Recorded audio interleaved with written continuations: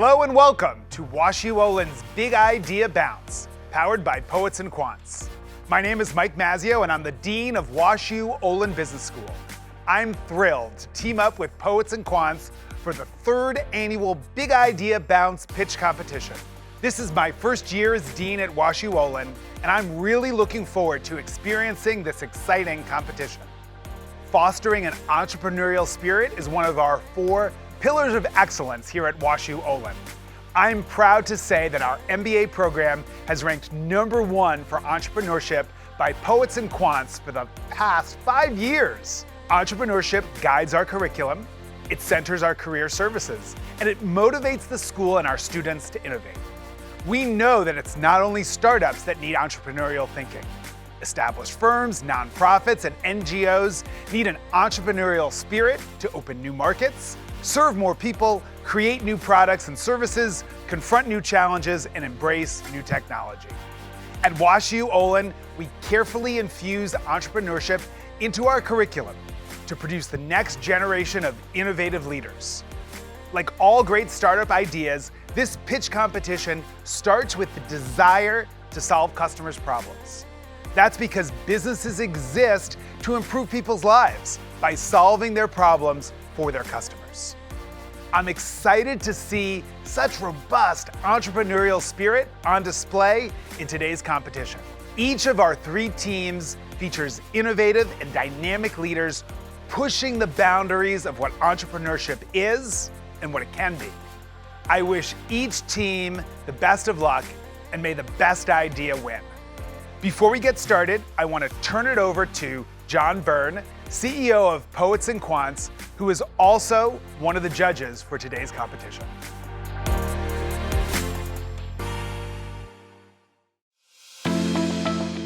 Thanks, Mike. I'm very excited to be back co-hosting the 3rd annual WashU Olin Big IdeaBounce competition.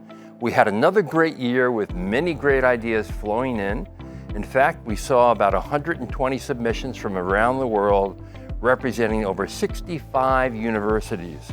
We received entries from 14 countries, from Bangladesh to the United States. Many other entries came in from many different countries, Malaysia, India, Spain, and others. Narrowing down those top submissions was no easy task. We narrowed it down from 120 to 14. Those 14 finalists were featured in an article in Poets&Quants. The public was allowed to vote on their favorite idea. The team with the most votes is crowned the Big IdeaBounce Choice Award winner and receives $1,000. Let's hear from this year's winner. Hi everyone, my name is Anastasia Fomenko and I'm the founder of Alcove. I want to first of all say a huge thank you for this incredible opportunity as part of the Big IdeaBounce pitch competition. I'm just so incredibly grateful for it. Thank you so much also to everybody that took time out of their day to vote for me and support for me. It means the world to have such an amazing community of supporters. Thank you, thank you, thank you. Alcove's on a mission to bring a greener future, and so this is just one step closer to doing that. So thank you so much again for everybody's support.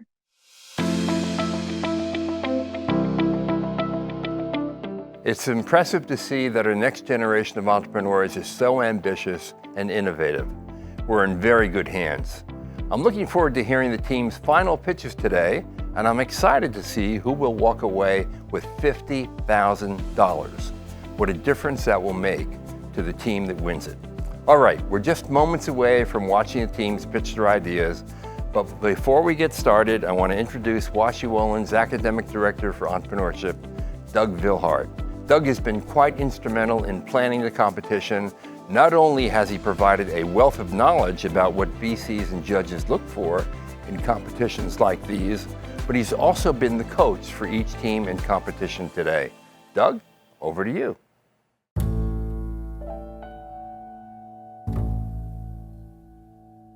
Before we begin, I'd like to formally introduce our judges.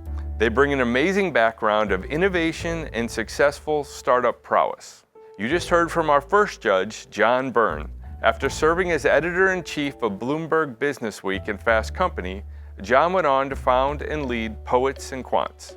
Our second judge is Maxine Clark, founder of Build-A-Bear Workshop. Her company, which just celebrated its 25th anniversary, has nearly 500 global retail locations, and customers have created 250 million furry friends. You may have seen our third judge on Shark Tank. Akeem Shannon is the founder and CEO of Flipstick. He leverages NASA technology, allowing you to mount your phone anywhere to create or consume content hands-free. Each team will be scored in 9 areas: solution, traction, team, market, competition, value creation, prize use, overall presentation, and most importantly, the problem they are solving for customers. The third place team will win $2,000, the second place team will win $5,000, and the first place team will win the grand prize of $50,000. All right, let's get the show started.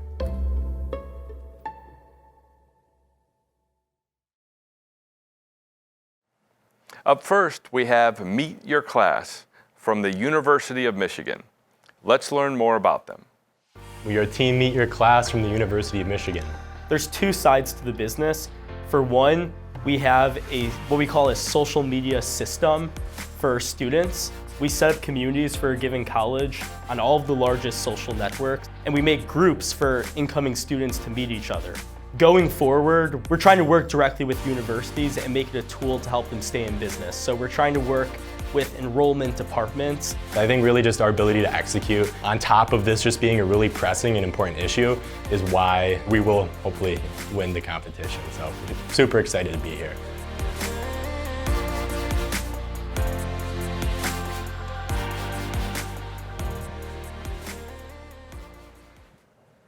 Hi everyone, my name is Jonah, joined by Blake and John, and we co-founded Meet Your Class.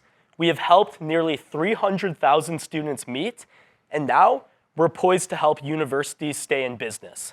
Higher education is facing a seismic shift.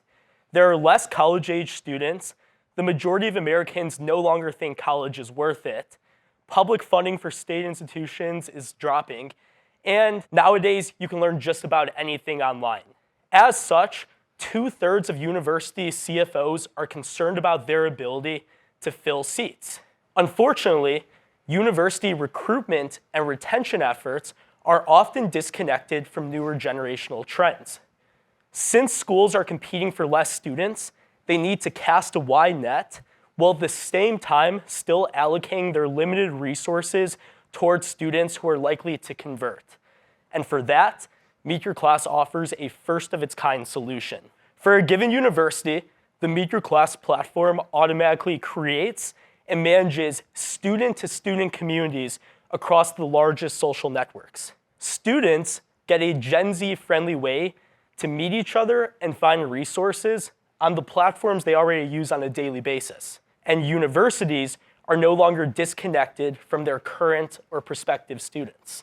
And this can help fill seats throughout the enrollment funnel. When it comes to driving applications, our social channels historically reach around 35 times the size of an incoming class. And then when the university needs to round out their class, we're able to help them identify students who are likely to matriculate, build up a lot of excitement for college, and also just lay the seeds for a great college experience. Meet Your Class was launched by 4 sophomores from the University of Michigan just over a year and a half ago, and since then, we've already grown to a presence at 900 different colleges.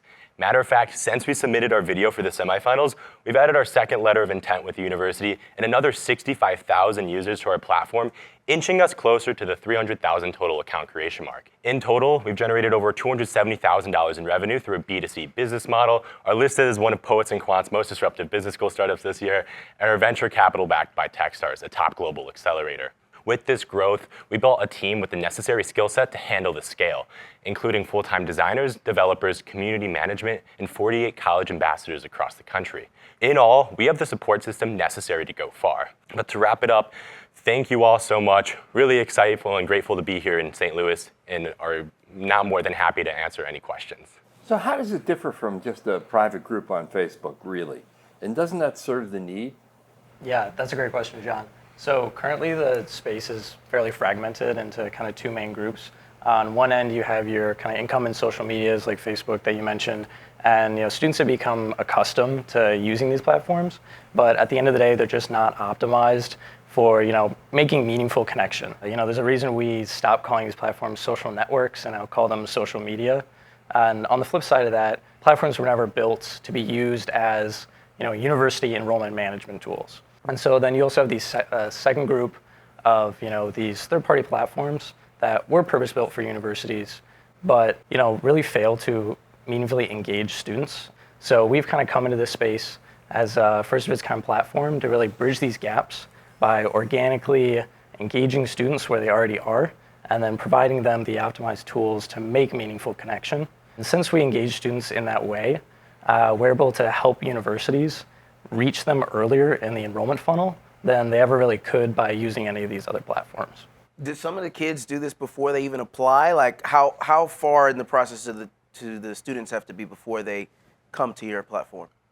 I mean, really what we see is students are using social media as their search engines nowadays. Right. So students are looking up these institutions, and universities need to have a presence on these platforms because, we've mentioned, a lot of these communities, they reach 35 times the incoming class. There's a lot of eyeballs that universities aren't tapping into. And so Meet Your Class, since we have all of this social media ecosystem is what we call it, we're able to reach students earlier, and we see that people are coming to our platform that are just applying or prospective So they can do this as early as they want. They can look up their class, join, and start to get a feel for the university. They don't have to have already applied or anything like that. Yeah.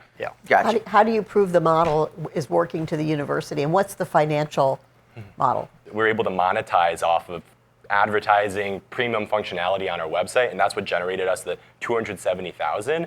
But as we kind of break that down, that's around $1.25 per student, which is it's a profitable business when it was just us 4 co-founders, but ultimately we see a lot more potential in higher education. So as we're expanding, they are valued more at $25 per incoming student. So that's a large jump from the $1.25 per student that we're seeing, and ultimately that's not even tying it into enrollment metrics. There's a huge enrollment leak that's happening because of these declining enrollments. Beyond just the shareholder value and more sustainability, we believe that the higher ed business will be in the long run since it's recurring annual contracts.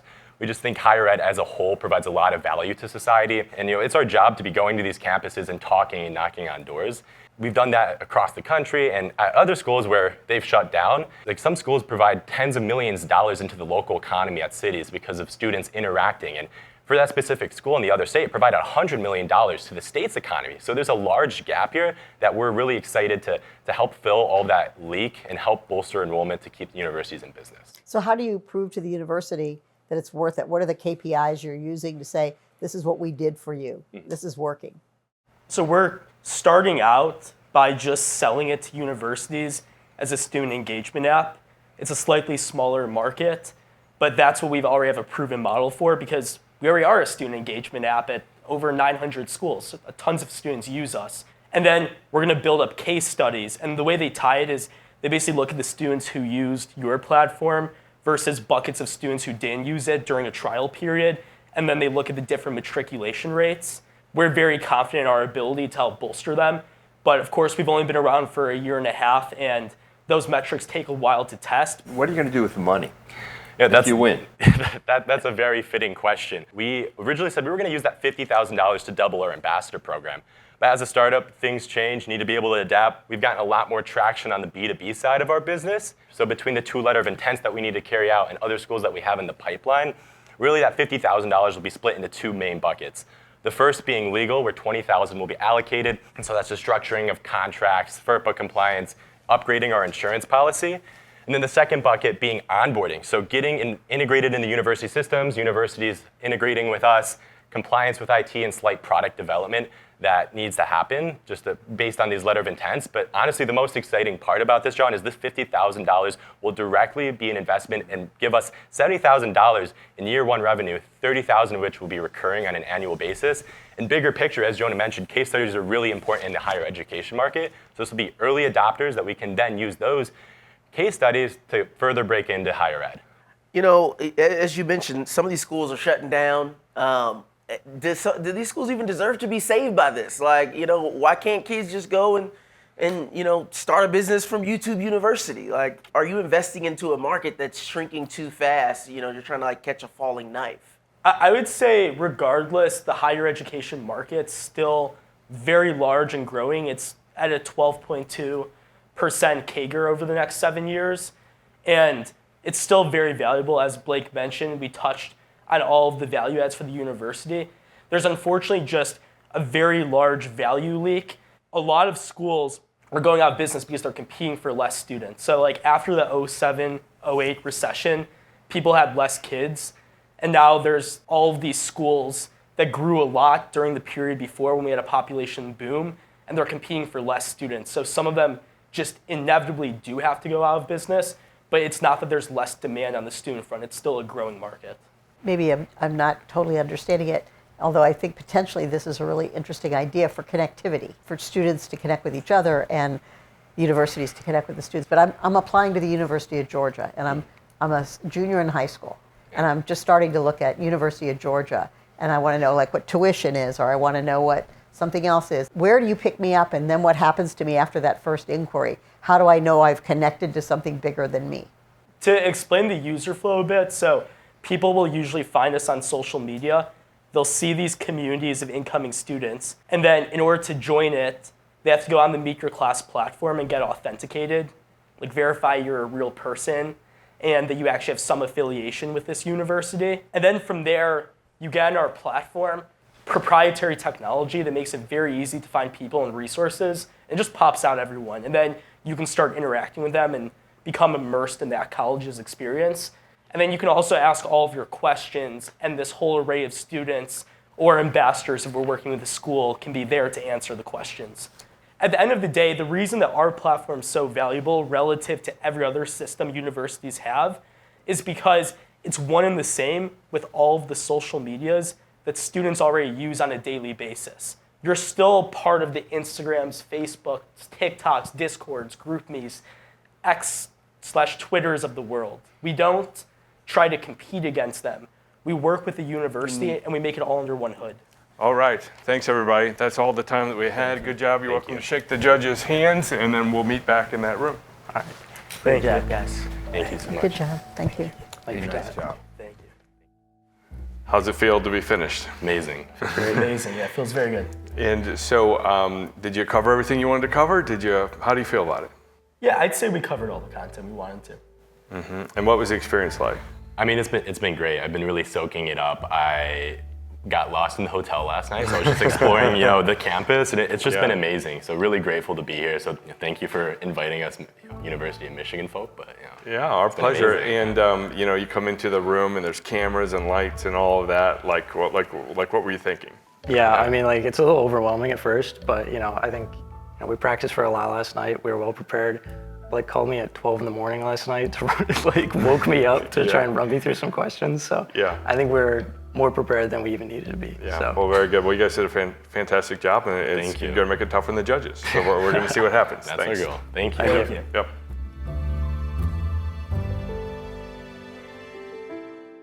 Next, we have Sustaina Plate from Washington University in St. Louis. Let's learn more. We are Sustaina Plate, and we are from WashU Olin's Business School and the Kelby School of Engineering. I came up with the idea for Sustaina Plate last spring when I realized I was getting food and just leaving it in the fridge and then it would go bad. And so I knew I had to do something about that. There are tons of mitigation efforts. And so it first started as a composting idea, but it's quickly morphed into a food traceability system for the entire food supply chain. So we are incredibly excited to be one of the top 3 teams in the Poets&Quants Big IdeaBounce. If we were to win the $50,000 in prize money, we would put a lot of that to the pilot program costs and R&D efforts for Sustaina Plate.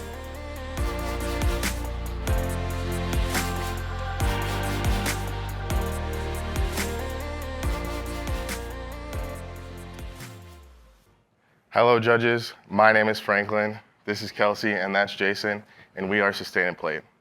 So judges, true or false, grocery stores track expiration dates? False. Yes, you're correct, false. And I know that's crazy, but from 50+ customer interviews, we discovered something. And that's that the entire food supply chain faces these same data management issues. CPG brands and manufacturers are unable to track product journeys, and distributors and stores struggle to manage expiration dates. And this causes 133 billion pounds of food waste and $161 billion in lost revenue yearly. But that's where Sustaina Plate comes in. Our smart tracking solution brings traceability to the supply chain. By embedding smart tags onto food products, we're able to encode critical details such as expiration dates, lot numbers, and more into each item. This allows stakeholders across the supply chain to immediate access to data in order to make decisions on inventory management and reducing waste. Imagine a future where every item in the food supply chain narrates its own journey. With Sustaina Plate, we make that vision a reality. Additionally, we're able to monitor and report on each product in the supply chain to send adequate notifications, such as impending expiration dates. This not only facilitates efficient markdowns and donations on food that's about to go bad, it significantly improves inventory management practices. This lack of efficient data management affects nearly 300,000 food businesses in the U.S. alone. Through talking with stakeholders from places like Schnucks, Dierbergs, and other stores, we found that our early adopters are the farm-to-fork food businesses in the Midwest. That brings us to our traction. We currently have a pilot program with Vertigreens, a vertical farming company where we're helping them to track the life cycle of their lettuce from seed to sale. We also have a verbal agreement with Dierbergs for a pilot program in the future and 4 promising pilot prospects in the sales pipeline. We're super excited to use the information we receive from Vertigreens to improve our product for upcoming pilots. Our team of WashU students brings a diverse skill set to solve the problem. Franklin with supply chain, Kelsey with grocery, Anna with sales, myself and Tanvi with software development. These experiences position us as the architect of change in food supply chain tracking. But why us? It is because the way we talk to our customer to make sure that we build a solution that not only works for them, but the entire food supply chain. So together, we bring traceability into food supply chain. One tag at a time. I've been in a lot of stores and a lot of products, and I'm always looking for that product that's got the longest time. You know, I'll move it. I'll go to the back of the row to get the product. Yeah. If it's tagged, not everything has an expiration date, although they probably could use it. So sometimes there's 4 different dates on the products. Like milk, they have milk they brought in every day, and so there's 2 or 3 different dates. How are you possibly going to keep track of that through the one tag that tells them? And how does it stay forward so that I see that product, that it hasn't been moved to the back by somebody like me? That is a struggle right now, right? So each product has one UPC code. Essentially what we need to do is tag it in some other way. So we've been thinking of different ways how to do it. There's RFID tags, NFC tags, as well as we got a suggestion from a dairy farmer the other day. There's ink where it says the expiration date, right? If we're able to then encode a QR code or a barcode there that translates to our system, we're able to track it within the grocery store system as well. Now, you as the consumer will essentially just see either the expiration date here, or we also have what would be in the future, these essentially electronic barcodes in which you could see the different prices with the expiration dates. Now, you would still have to do some searching on the shelf to find those products, but you would know exactly what those prices are. The idea for the farmer is great. You're tracking it all the way through the system, and it's good for supply chain. But for the consumer, I'm a consumer person. I'm interested in how does this help me buy faster? So I'm doing my share to use the products up properly so they don't get wasted in the. I mean, my concern, I love it, right? Because I want to go in and buy the thing that's going to expire because I'm cooking today, so it's going to work for me. But my concern is if I pick up something that's getting ready to expire, I take it to the point of sale system. How are you tracking that it's moving out? Like, how does the store know what percentage on the shelf is getting ready to expire soon without sending labor through the store checking every single one of these? So how is that going to happen? So that's actually what they do right now. They're just walking up and down, checking every, Yeah, they use something called the eye test. Essentially, they just check the expiration dates with their eyes. But to your question of how does it know at the POS machine, but that's where if we're able to tag it with an RFID tag or an NFC tag, which is essentially your tap to pay on your phone, it will have that radio signal that will say, hey, this will go out the door. So I don't have to scan twice or anything? No, you won't have to scan twice. It'll just, essentially it'll pass that and you'll know that it was sold. Okay, so my real question is actually about your pricing. So like, how are you monetizing this? What's going to be the cost of the little QR, the RFID tag? Yeah. Who's paying that? Is it the supplier? Is it the store? How are you going to monetize this business? Yeah, so what we've heard is that for the farmers and the small players, it would definitely be tough to get adoption. But what we are thinking about is having essentially tiered pricing for those different levels. So not only does it help them significantly with reducing food waste there, but it also then lessens the burden on the farms in terms of cost to put our tags on there as well. So what will be the cost? Or are you not sure yet? Oh, okay. So we aren't necessarily sure on each level. So this is an example of an enterprise customer where for our software, we're charging them $100,000 a year. And we're looking at, for each customer, having around $5,000 in COGS. If we're talking about smaller farms, we've landed on $20,000 for them. And then moving up to the larger enterprise customers, we're targeting a price of $100,000. So I'm wondering, what incentive does a supplier have to pay this money to tag stuff when the savings presumably go to the retailer? What happens at the retailer is that when products go bad, those brands have to pay the retailers. Now, it's not full cost, but they get some sort of voucher for the things that have gone bad. So the retailers are burdening that cost as well as the suppliers. So essentially the incentive for the supplier is to forecast better what their sales would actually be. And if they're able to do that, then they will essentially increase their profitability since they're not overproducing. How tangible is the waste to a retailer? I mean, are they actually tracking what they're losing? No, they are. One of the first interviews that we had with Chinooks, we asked the fish department how much food is wasted, how do they track expiration dates, and they actually get judged on pounds of food waste and then dollar value of the food waste going out.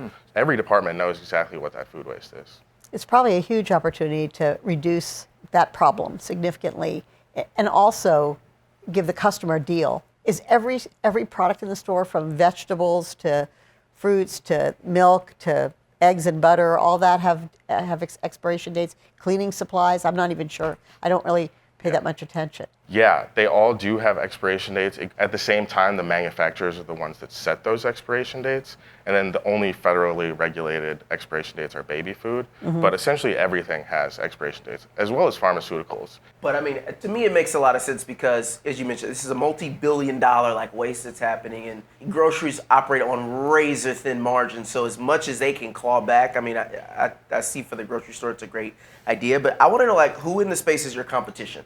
Like, who is even trying to tackle this right now? How are you different? Our biggest competitors in this are Trade Window, Mojix, and Avery Dennison that do something very similar. They do essentially tags that track things across the supply chain. I will say they have very bulky tags instead of either a fully software solution or really small tags. At the same time, there's AFresh and Self Engine, which are essentially forecasting softwares for perishable goods. And then Too Good To Go and Flash Foods, they take food that is about to go bad and essentially package it up into mystery boxes or put a fridge for the things that have gone bad maybe for a day, and then they sell those.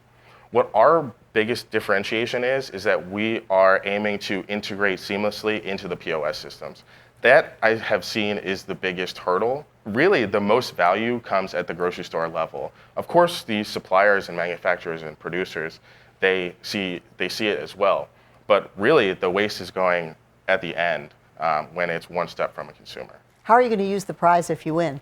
Yeah, definitely. With the $50,000 in prize money, we're very excited to use it for the pilot costs, R&D, and IP and legal. Pilot costs are going toward the tags and the printer that our partners would need getting started. R&D is for us to really test out everything. Jason has been doing a lot of the software development, and we've been having a lot of fun with that. And then, of course, with the IP around the method and process of what we're doing at Sustaina Plate. You know, I'm just thinking, if I'm a grocery store, this implementation and just keeping this up day to day seems very labor intensive. Are you guys the team to bring this into fruition and make it easy for the stores? I would say the biggest thing that we can do is basically have it hands off for the stores. It will get rid of the invoicing. It will get rid of a lot of those manual tasks when the product comes into the door. If we're able to have this across the supply chain, it'll start right at the processing plant. The milk is packaged, the tag is put on, and you never really have to touch it again. You may have to scan it with a barcode, an RFID tag scanner, but that's essentially it. You'll have the entire information in the platform at every single point in the supply chain. Okay, good job. We're out of time. You guys are welcome to say hi to the judges, and then I'll talk to you. Thank you guys Well very done. much. Thank you Good so job. much. Thank you. Thanks Thank so much. you. Good job, Kelsey. Thank you. Thank you. Good job. Jason. All right, congratulations. You got through it. How's it feel? Adrenaline's up, but it's exciting. Yeah, and how do you think you did? I think we did really well. I think Franklin did a great job answering the questions and just trying to address everything that he could, especially because we did kind of recently pivot. So this is our first time pitching this idea. So I think we did a really great job, especially in that regard. Yeah, wonderful. And Franklin, all the prep for this, and you get under the lights and the judges are there. Like, what's that experience like? Yeah, it's definitely nerve-wracking, but it's a great opportunity, right? Like, we have some great judges out there that have some great ideas and gave us some great feedback. So overall, I would say it was an amazing experience, and I want to do something like this again. Awesome, wonderful. Well, congratulations. Now we just got to sit tight and see who the big winner is. But good job today, guys. Thank you. Great. Thank you. Yep.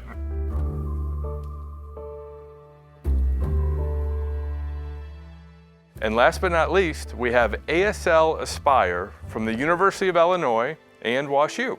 Before we bring them out, let's learn a little bit more about them. My name is Mona Jawad, and I'm the CEO of ASL Aspire. Hi, my name is Aisha Kazi, and I'm the COO of ASL Aspire. We started ASL Aspire because we both wanted to make educational opportunities better for deaf and hard of hearing children. We are so incredibly honored to be here among these amazing teams, and if we do get the opportunity to get the $50,000, we have right now a pending contract with NASA to make some astronomy modules for the Houston Space Center, which is incredibly exciting. So we would be using this funding to complete that project and to also reach 5 more schools this year.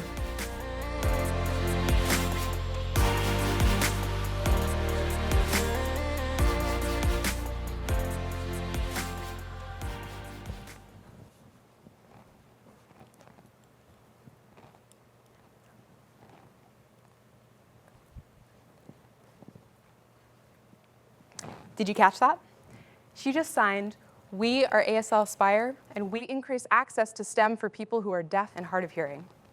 Imagine yourself back in chemistry class, but this time around, there's a catch. You don't have access to any of the key vocabulary that you need to succeed. You start to feel anxious. All around you, your classmates are taking off in their learning, while you're left behind. Without these crucial words, you don't have even close to the same opportunity to succeed. Now, take a step back. Around the world, there's more than 400 million deaf learners who don't have access to STEM language. To put that in perspective, that's as if the entire population of the United States suddenly had no access to science or math terminology at all. This year, we visited more than 200 deaf students to hear their dreams. I want you to meet Aaliyah here. She told us that she wants to be a doctor when she grows up. But because she doesn't have the right tools, deaf students like her are 70 times less likely to pursue any kind of STEM career and much more likely to be unemployed instead. Our solution to that is ASL Aspire. It's a first-of-its-kind game-based platform that teaches STEM words to deaf students in American Sign Language. Student scores are sent to a teacher dashboard system where educators and parents can see exactly where their students are improving and underperforming. And because just knowing the signs isn't enough, we've created a way for students to practice the signs too. Our novel machine learning technology lets students validate their signs in front of the webcam, all as part of the games. So why would teachers choose us over the other ASL apps out there? Well, they've told us themselves that other ASL apps do exist, but they're mostly made for beginners, and they're not STEM focused.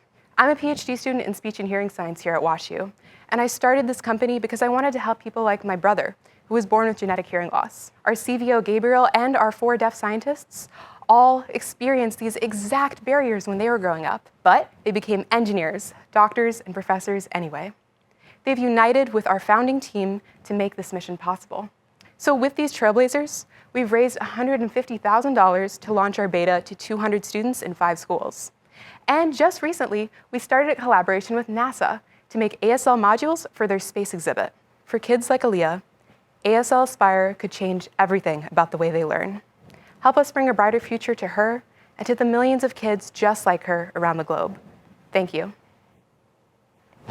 This is a commendable idea. I love it, but it almost feels like a nonprofit idea. I mean, how do you really make money? So we initially started off as a nonprofit. We found that we weren't able to participate in business competitions, we weren't able to apply to grants for our university, and we needed funding to get this going. And so that's why we pivoted to a profitable model. This is our model, $360 per student annually, and we're selling directly to administrators in the schools to make those margins. And the schools have money to pay for this? Yes. They have around $122 billion in special education funding from the federal government. How many students with hearing loss actually attend public schools? So about 75% of students who are deaf attend public schools, and then about 20% are going to be into like residential schools, and 5% are homeschooling. And where in like their education journey do you see your app coming into place? Yes, so we are going to be intervening from K through 12 because kids need vocabulary at every stage of their literacy development. Our main modules right now are focused on middle school because that's when STEM learning gets really tough and the kids need the extra support. But beginning to give them language exposure from a young age is going to really just accelerate their learning throughout the rest of their lives.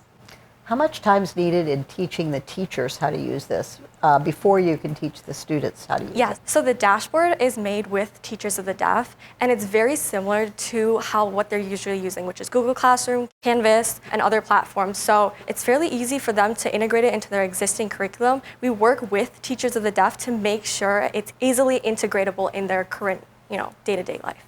So I'm trying to get my head around the market. Okay, you mentioned in your presentation that you have over 400 million people in the world who have disabilities related to hearing. Right.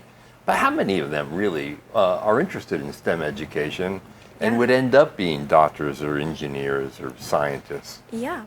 40 million Americans are deaf and hard of hearing, and only 0.15% are in STEM. So there's a big gap in terms of the STEM education field itself, and that's mainly because they're kept out of it because of the lack of resources. So of that big market that you showed, the almost 500 million, how many are in that K to 12 space? So that market is, everyone who can get impacted by this, that's all, 400 million deaf learners around the world. We are not only, targeting the deaf students, but also the hearing market. So that's not included in that TAM. About 1.7 billion people are in the K through 12 market, and that's the hearing population as well, which we will be addressing in our secondary market.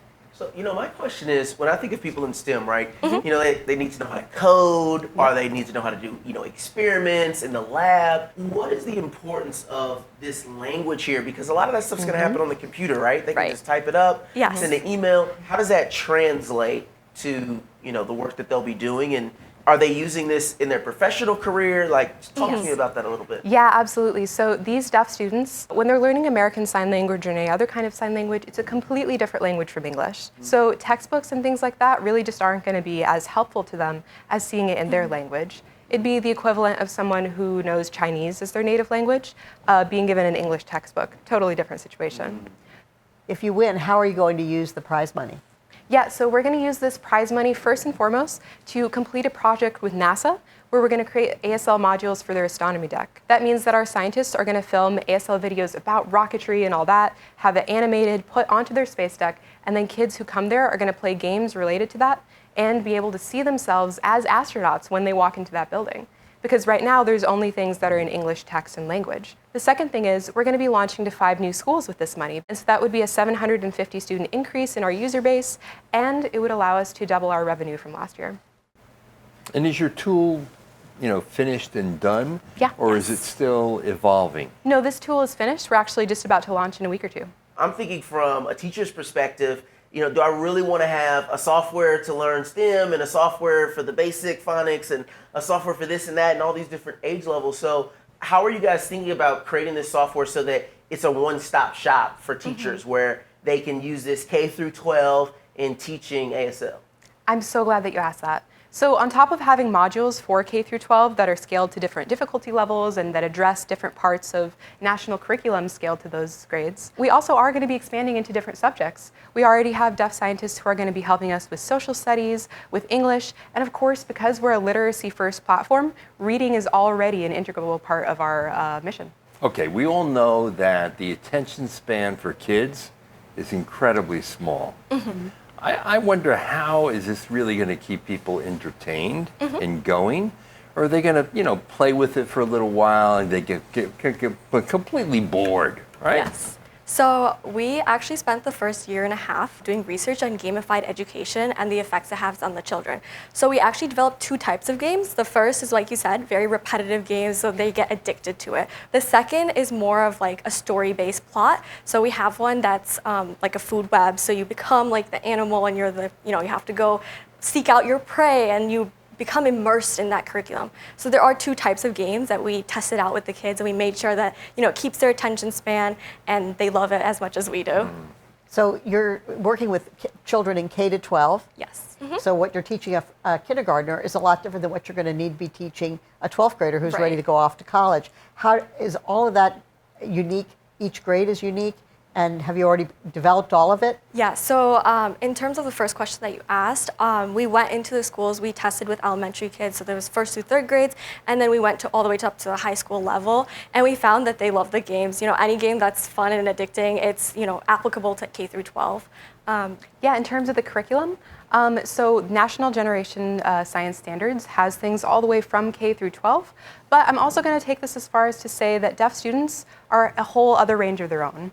Right? Because you have students in high school who may be back at the 4th grade level. You have students in middle school who may be back at the kindergarten level. And teachers need that customizability. So they can actually go into our curriculum, see what standards their kids are already meeting, and start them at that level. So obviously when parents are engaged with any child, but especially a child with special needs, they're very hands-on. How do parents engage with this program as well? So we did market research for 6 months with both teachers and parents. And when we talked with the parents, they told us they had virtually nothing where they could sit down and help their kids with the science homework. They didn't have anything where they could learn the words, and their kids were also struggling. So what this platform lets them do is they have the dashboard system, and they can actually sit down on their iPad or laptop with their kids, put them in their lap, and start looking at the games with them. So the parents are picking up the signs, the kids are picking up the signs, and all communication is just flowing better. How many schools do you have to be in to attain profitability? Yeah, so in 2024, we will only need 4 schools signed on to get us to profitability, and that would be at $270,000. Okay, that's all the time that we have. Good job today. Appreciate it. Thank you. Appreciate it. You're welcome to say hi to the judges. Thank you again. Thank you. Thank you.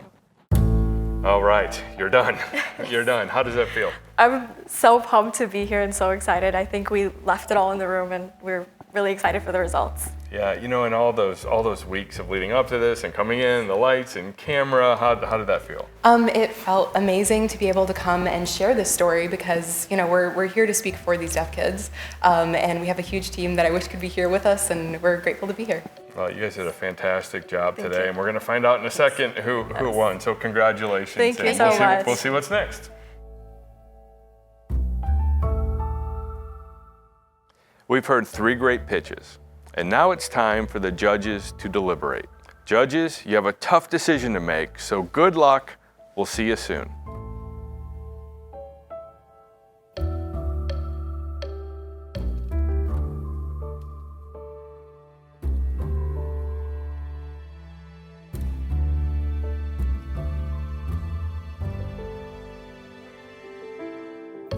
Our judges have finished discussing and deliberating. All the teams did a great job. They were really impressed with each of you and your ideas. As you know, all 3 teams will walk away with some money. 3rd place, $2,000, 2nd place, $5,000, and 1st place, $50,000. You guys ready for this? Okay, so I'll announce 3rd place first. Okay, and then 1st place. Okay, so 3rd place, congratulations to Sustaina Plate for winning 3rd place. So it comes down to these 2 teams here. One of them won $50,000, one won $5,000. We're really excited to have everyone on campus. Really hard for our judges. I'm going to announce the overall winner. The overall winner of this year's contest, $50,000, is ASL Aspire. Have that. Congratulations. Woo! Oh my God. Okay, all right. Good job, guys. Thank you for tuning into the WashU Olin Big Idea Bounce, powered by Poets&Quants. We hope you enjoyed today's program and feel inspired to start your next idea. Up next, stay tuned. John Byrne will interview the winning team.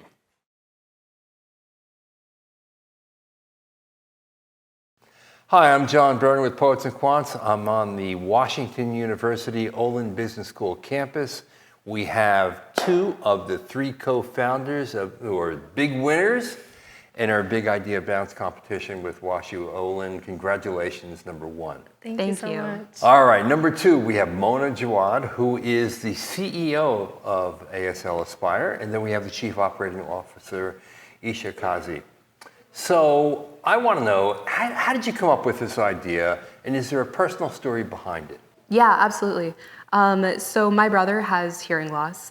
He's my teacher, my mentor, my friend. As you know, we were growing up together, his story really inspired me to try and make change for the people just like him. So I decided to do bioengineering as my undergraduate degree.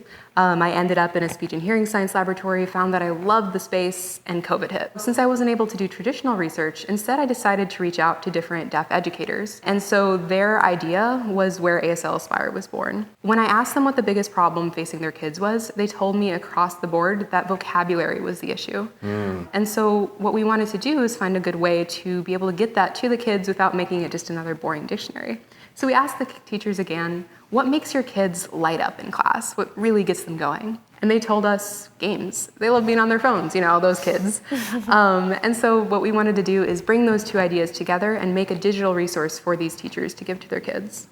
And now you are pursuing, Mona, a PhD at WashU, right? Yes, that's right, in speech and hearing science. And your dissertation is directly related to your startup. Yes. Which makes it really helpful, doesn't it? Yes, absolutely. I don't think I could run it both ways otherwise. Now, Isha, how did the two of you actually meet? Yeah, so Mona and I met in Women in Engineering at University of Illinois. She was a bioengineer and I was a computer science student. So we started becoming friends in class, and then she came to me with this, research idea at first, and I was like, of course, I'd love to help build an app. So we had a starting team of 9, and we just built it for nothing. It was just research. We wanted to try it out, see if gamified education works with kids, specifically deaf students and all around. And then from there, we actually got funding, and we were like, okay, we want to take the next step, take it from research and get this product into the hands of the kids. So that's kind of how ASL Aspire was born. And you are pursuing a master's in computer science. Yes. And business management as well at the University of Illinois. Yes. Got it. Okay. Biggest challenge you had to confront in getting your idea off the ground, what was it? By far, the biggest challenge was making sure that we were building with the deaf community and not just for them. So the deaf community is, as they should be, so proud and so protective of their beautiful language. And we didn't want to come off as just, these hearing people trying to say that we know better or that we can give it to them.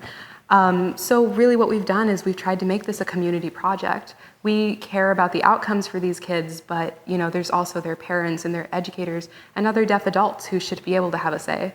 And so from the moment we started onwards, we've been dedicated to that idea. Now, Isha, you started out the presentation with sign language. Yes. Which kind of blew my mind. Oh, thank you. Can you actually do sign language, or that was just for the presentation? No. So I'm learning ASL right now. Mona's conversational fluent in it. So we take a lot of, we want all of our members to learn it too. It's a beautiful language. It's so fun learning new languages too. So we try to incorporate everyone, make sure it's an inclusive space for our team members. Now, the entrepreneurial life is not for everyone. Yes. How do you know you're made for it and ready for it? And what do your parents think about this? Yeah, I think if you can keep going after every setback, then you're made for it, because there's going to be so many challenges and so many things that you didn't expect coming up. So as long as you're willing to keep learning and keep going, and you have an idea that you believe in, I think you can make it as an entrepreneur. My parents are super supportive of this. That's fantastic. Which I'm so lucky to be able to say, because I know that's not the case for everybody. But yeah, my parents, came with me here to St. Louis for this competition. They've been cheering me on over the phone. That's great. I appreciate them a lot. And your parents are migrated from Iraq. Yes, that's right. That's remarkable. Yeah. Okay, what about your parents? What do they think of this? My parents are very supportive of this. So they don't want you to go work for Apple or Microsoft? So I did work for 1.5 years in the industry, made great software engineering money, and then it just wasn't as satisfying and fulfilling for myself. And so I, conveyed that to my parents, and they were in full support. I'm still, pursuing education on the side to support this, but also they're really supportive. They came with me today, so we drove down from Chicago for this, so it's really exciting. And your parents migrated here as well? Yes, my dad is from Pakistan and my mom is from India. Fabulous. Okay, 50 grand. That's a lot of money. Yes. It's a big chunk of change. What are you going to do with it? Yeah, I mean, really the biggest thing for this is that we want to be able to get into more schools. Yes. You know, we've started with the 5 beta schools that we've been working with, and now we want to take this and try to double our impact, try to get it to as many kids as need this, you know, around the globe. So you currently have 300 students in 5 pilot schools. 200, but yeah. Okay, and then this money is going to help you expand to how many? 5 more schools after that. 5 more schools Yep. after that. And basically, you'll have more proof of concept to really Right. spread the Yes. idea. Yes. Exactly. How scalable is it? Yeah, so in terms of scalability, the main thing with this community is getting acceptance. So once they start using the app, we've never had a teacher say no to just trying it out, and they need these resources as much as we're the ones developing it. And so I've never, came across a teacher who's like, I don't want to use this. They're always ready to try it. And so in terms of scalability with the teachers in the school market, it's all about word of mouth. The districts listen to the teachers and the administrators about that. So if all goes well, we'll get into the deaf residential schools across America, and it'll spread to the public schools as well. Well, I think I will close with a statement. We were incredibly impressed with your presentation skills, Thank you. the clarity of your words, the way you responded to every hard and easy question. And no doubt you two are the most effective salespeople I've met in my life. And if you two can't sell this idea to one school after another across the United States, I can't imagine anyone who could. Thank you. So congratulations, and spend the money wisely, and good luck. Thank you so much. All right, this is John Brennan with Poets&Quants with 2 of the 3 co-founders of ASL Aspire, our winning team.